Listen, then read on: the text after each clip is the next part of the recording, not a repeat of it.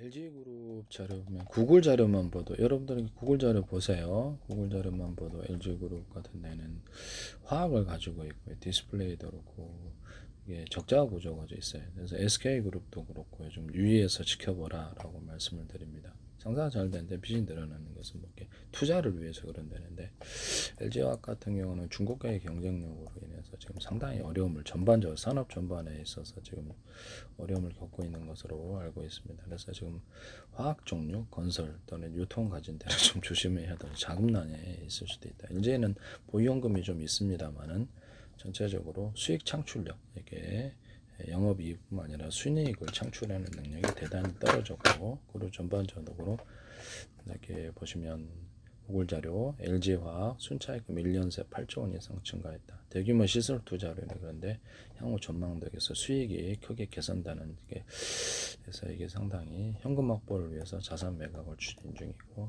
LG 디스플레이도 현재 차입금 축소를 목표로 재무 개선의 속도를 내고 있다.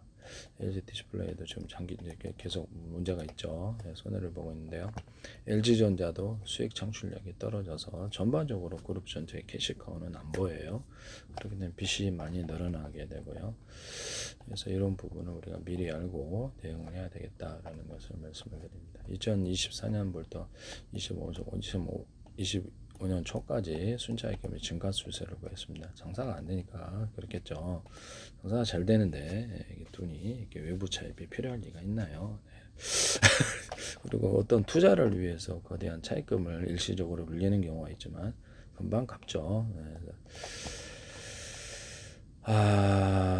전반의 위기 상황에서 총 차입금을 적극적으로 LG 주주사는 전년 대비 30%가량의 줄였고 적극적인 빚줄이기를 통해 재무망을 구축했습니다. 그러나 중요한 것은 일부 계열사에서 빚이 계속 늘어나고 악화되고 있다면 그 부분이 자금 전체에서 보유 현금으로 이제 막고 있는데 이 부분에 대해서 향후 전망은 그렇게 좋아 보이지 않는다. 수익 창출력이 기업에 있어서 가장 중요한 건 그렇습니다. 네. 수익 창출력에 문제가 생겼다라는 것은 장기적인 차입이 늘어나는 구조거나 조금은 어려워도 흔들린다 하겠습니다.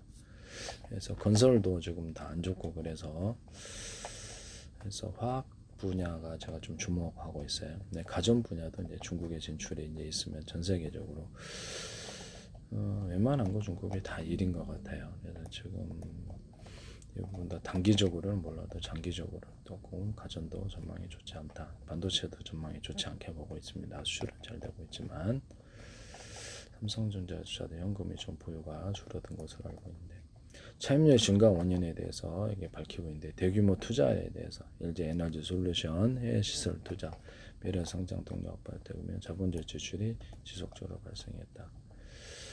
석유화학 디스플레이 일부 주력 사업이 업황 부진으로 현금 창출력이 저하되었다. 현금 유동성 관리, 현금 여력이 주로 악화되었다. 그래서 이런 부분 그룹 차원에서 SK 그룹도 그래서 그 그룹 차원에서 재무 건전성 확보를 노력을 진행 중이다. LG 그룹 같은데도 전반적으로 다 안 좋은 걸로 알고 있습니다. LG 그룹도 화학을 갖고 있죠. LG 그룹이 아니라 SK 그룹. 내가 딴 생각하다가 그래서 주요 그룹들에 대해서 우리가 차입률 증가에 대해서 보이겠습니다. 언론 구글 자료 기초로 말씀을 드릴게요. 객관적으로 악의성은 없습니다. 네, 이런 부분을 말씀드립니다. 한국 주요 그룹들의 차입률이 전반적으로 증가하는 추세로 그래서 그만큼 현금 창출력, 수익 창출력이 좋다는 문제는 되지 않아요. 네, 그래서 일시적으로 차입률이 증가할 수 있어는 막대한 벌어들이는 현금이 일단 뒷받침이 되면 이게 그래서 기업에서 제일 중요한 수익 창출력이 약화되었다면 주식을 팔고 나와야 되는 부분인데요. 향후 미래를 보고 얘기를 한다는 것이죠. 방어적으로 이제 투자가라면 그렇게 해야 되는 건데요. 그래서 수익 창출력이 문제가 생겼다면 기업의 생존에 대해서 우리는 미래 전망에 부정적으로 볼 수밖에 없는 거죠. 이런 부분을 중국과의 경쟁력이 대부분인데요. 중국과의 경쟁력이 약화로 인해서 우리나라도 지금 수출을 잘 되고 좀 향후 전망이 좋지 않다라는 것이죠. 미국의 이제 금융위기가 저는 2026년대에 상업용 부동산 채권으로 해서 되풀이되지 않을까라고 조심스럽게 생각하는데요. 미국의 국가 부채가 단기채 위주로 국채가 발행되고 있지 않느냐라고 생각하는데요. 그럼 금리를 높이시키지 않는 조치인데요. 그래서 상업용 관세 정책으로 인해서도 거기 소비 여력이 줄어들게 되고 물가가 올라가죠. 물가 올라가고 그로 해서 어떤 국내 내수 경제가 활성화되지 않고요. 그래서 미국인의 어떤 저축률이 지금 하향하느냐 그러면 하향하는 것 같아요.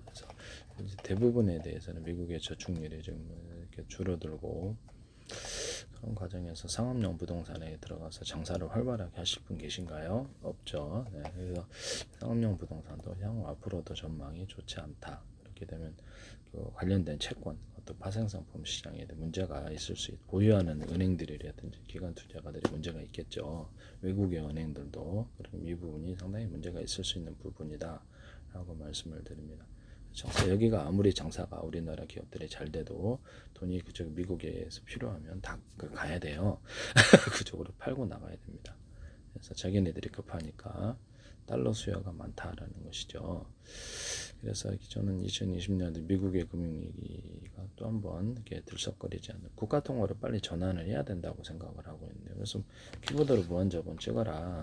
그래서 빚은 교체로는 만들면 되거든요. 사실상 이렇게 미국 국채에 대해 주요 채들을 다 흡수를 해가지고 특수 목적에서 만들어서 그래서 그걸 제가 보기에는 이게 그렇게 된 미국이 부도날 염려가 없는데요. 네네.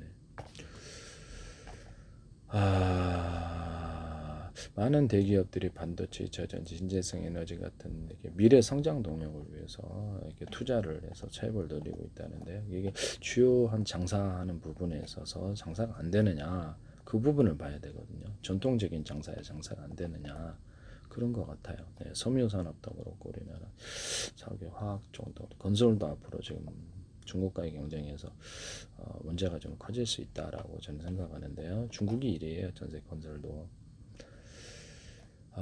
가격이 상대가 안 되니까 그러겠죠. 우리나라 저출산 고령화로 인해서 앞으로 주택 수요라든지 건설 수요가 대단히 위축될 수 있다. 고령화, 저출산 고령화는 5년 정도 있으면 본격적으로 닥치리라고 생각합니다. 그래서 주요 소비에서 유통에 있어서도 이제 앞으로 활발하게 외식 업종이라든지 이런 뭐 활발하게 나가서 이렇게 하는데 뭐 간편식 증가라든지 상당히 문제가 있을 수 있다라고 저는 그래서 우리나라의 좀 가맹점 사업에 대해서 약간 의구심을 갖고 보고 있습니다. 가맹점 이게 활발하게 젊은 층들이 나가는데요. 저출산 고령화 5년 10년 내에 이렇게 닥치면은 이것이 소비 불황으로 이루어질 수도 있고 고령층은 잘 소비를 안 하고 간편식도 있고 그래서 잘 안 나갈 수도 있단 말이죠. 딱히 일률적으로 해석할 수는 없습니다만은 이런 부분을 말씀을 드립니다. 지방 부동산 같은 것도 앞으로는 그래 팔고 나오셔야 될 것 같은데 서울 쪽 서울에서도 잘 되는 분야만 잘 될 것 같아요. 부동산도 이런 부분을 제가 보기에는 저출산 고령의 직격탄을 지방이 맞는다는 것이죠.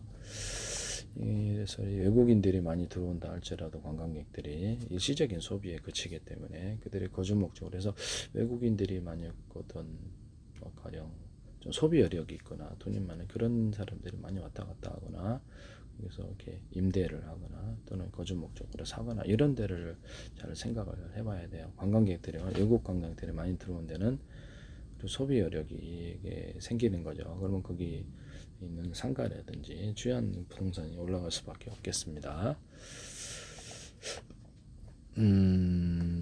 그래서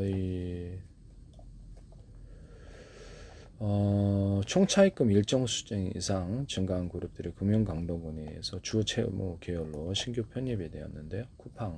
쿠팡에도 이제 중국의 유통이 본격적으로 들어오면 직격탄을 맞을 수도 있다. 지금은 좀 흑자로 전환했다 하나 제가 보기엔 조심해야 될 것 같아요. 주 채무 계열로 신규 편입되었다. 빚이 많이 들었다는 거 아니겠습니까? 애경그룹 같은데 애경그룹은 태광에서 이렇게 애경 주력 이렇게 화장품이라든지 세제 산업을 한다고 그러던데요. 애경그룹도 주 채무결로 이게 빚이 많다라는 거죠. 호방건설, 에코프로 이렇게 예를 들어서 이렇게 나와 있고요. KCC도 대규모 인수방의 차익금 증가. 전반적인 기업 부채 증가 속도가 굉장히 빠르게 증가하고 있다. 한국 기업 부채는 2000 장사 잘 되면 빚이 늘어날 리가 없어요. 안 되기 때문에 그런 거죠. 장사 우리 엄청 잘 돼. 그런데 눈좀 꺼져. 이상하잖아요. 눈좀 엄청 잘 돼. 현금이 매일마다 엄청나게 쏟아져 들어와. 근데 내가 왜 내 이익을 너하고 갈라서 같이 갔냐? 내가 다 먹지. 그렇죠. 앞뒤가 안 맞는 거죠. 장사 잘 되면 현금 창출력이 좋은 거고, 그래서 빚을 빌릴 일이 없어요. 빚을 빌리더라도 뭐 거대한 투자가 필요해서 이런 한 일시적인 거 빼놓고는 지속적으로 빌린다면 의심스럽게 봐야죠. 네, 그런 데는 좀 조심스럽게 자금을 운영해야 되겠습니다. 한국 기업 부채는 2018년 연평균 8.3%, 명목 성장률이 3.4% 빠르게 증가했다. 그래서 중국과의 경쟁력과 관련이 있는 것으로 주요 기업이 가격 경쟁력에 문제가 돼 수익을 많이 확보를 해야 되는데 중국과의 경쟁에서 단가가 낮아지니까 수익이 줄어든다 이렇게 보여집니다. 명목 GDP 대비 기업 부채 비율이 122.3%가 높아야 돼. 향후 이게 개선 가능성이 있냐 보면 딱히 안 보인다라는 거죠. 네네. 중국과의 경쟁이 이게 참 무섭네요. 우리나라 수출 중심의 국가로서 수출과 내수가 동시에 이제 어려워지는 게 아닌가라는 개인적인 조심스러운 예측을 해봅니다. 지금 당장은 괜찮지만 반도체 같은 데도 중국이 메모리에서 10%를 차지하는데 범용 반도체가 70% 80%인데 자국 내걸 상당 부분 이렇게 빠르게 차지할 것으로 자국 국내 삼성 같은 데는 홍콩으로 통한 우회 수출과 중국 본토로 수의 50% 정도 되는 것 같은데 삼성도 직격탄을 맞는다는 거죠. 이 부분 범용 반도체 부분에 그래서 주식시장에서 빠져나와야 된다 이렇게 위기감을 생각합니다. 이건 개인적인 판단이다 이렇게 판단은 여러분들이 하시는 것입니다. 통화 긴축 및 고금리 기조 속에서도 이어져 이렇게 계속 빚이 늘어났다. 이게 증가세가 가파르다는 거죠. 그래서 이 많은 주요 대기업들이 저기 재무 건전성에 대해서 이렇게 유지를 하고 있고요. 그쪽으로 향하고 있고 그래서 이런 부분을 말씀을 드립니다.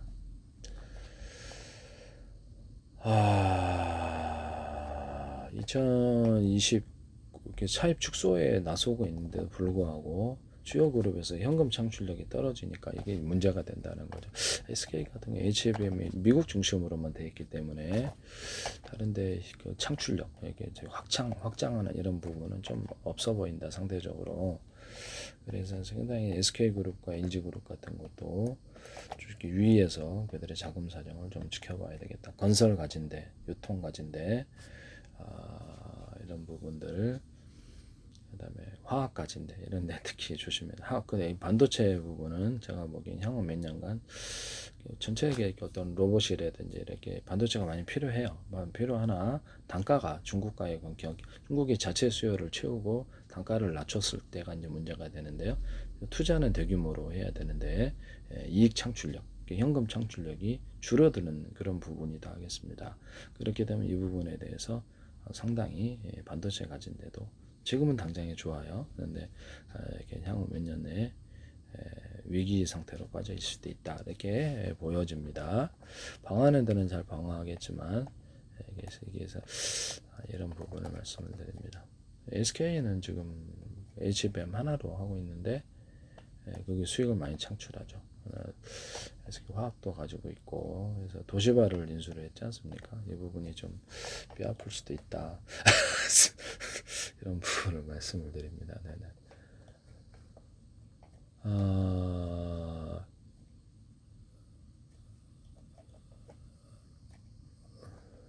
이것을 보시면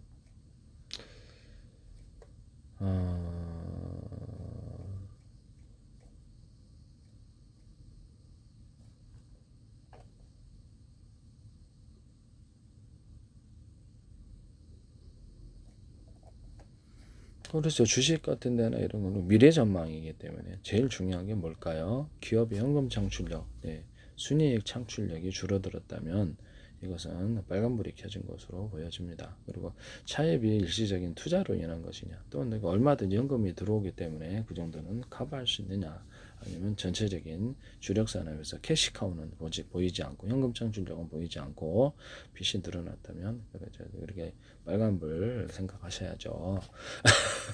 이렇게 위기 상태라고 봐야죠. 네네. 지금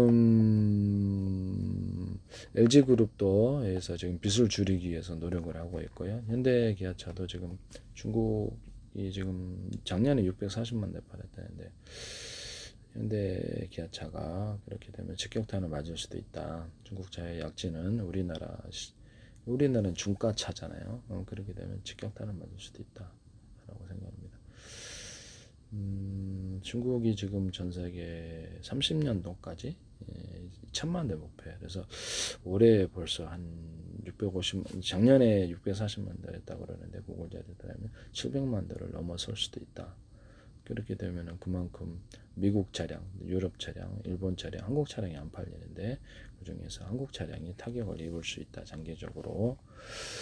그래서 이런 부분을 말씀을 드립니다. 이게 상당히 그쪽으로 휴대폰 꼴나지 않는가라는 의심이 조금 있는데 중국 차량이 지금 내부도 외부도 굉장히 고급되게 보인다는 것이죠. 차량을 몰아본 사람들이 괜찮으니까 재주문을 하는 거겠죠.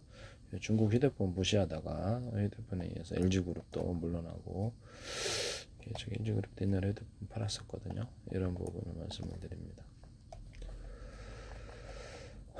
가정 가진 대로 앞으로 조심해야 될까. 중국 가정이 지금 전 세계 이런 걸로 알고 있는데요. 가전도 모든 분야에서 우리가 경쟁해서 어려움을 겪을 수 있느냐. 개인적인 판단에서는 그럴 수 있다. 수출은 지금 잘 된다. 지금은 잘 되지만 향후 미래 전망에 가서는 좀 조심스럽게 좀 봐야 된다라는 것을 말씀을 드립니다.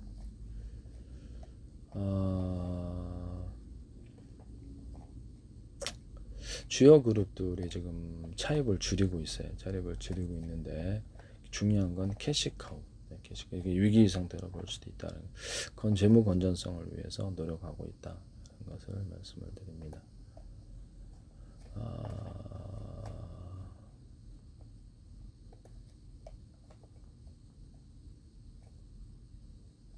LG그룹도 지금 대출을 감소시키고 있고 이렇게 한다는데도 불구하고 주요 기업의 약간 주요 기업의 중국과의 경쟁력으로 인해서 향후 문제가 있을 가능성이 있다라고 말씀을 드립니다.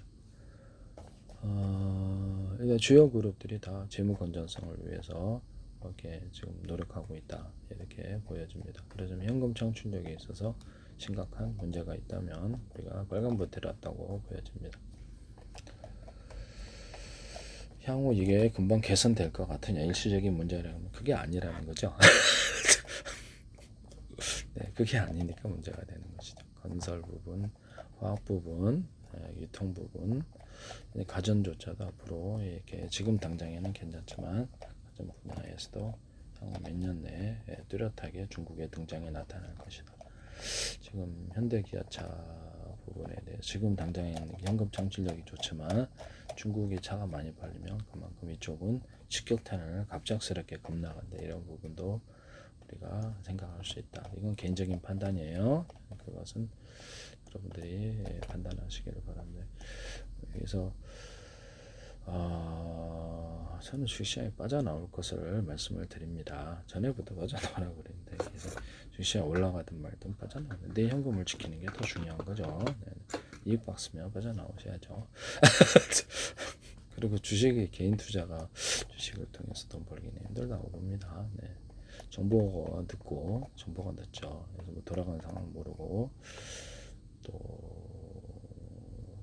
자금력 그다음에 어떤 주식 물량에 있어서 막 그 기업 내용이 좋아도 기업들의 장사가 좋아도 잘 돼도 막 팔고 나가면 어쩔 수 없는 거예요. 네, 이런 부분을 말씀드립니다. 기업들이 아무리 장사가 향후 전망이 좋아도 팔고 나간다는 거 물량이 상대가 안 되는 거예요. 그래서 막 팔고 그들이 현금이 필요하니까 그렇죠. 미국이 현금이 필요할 것으로 보입니다.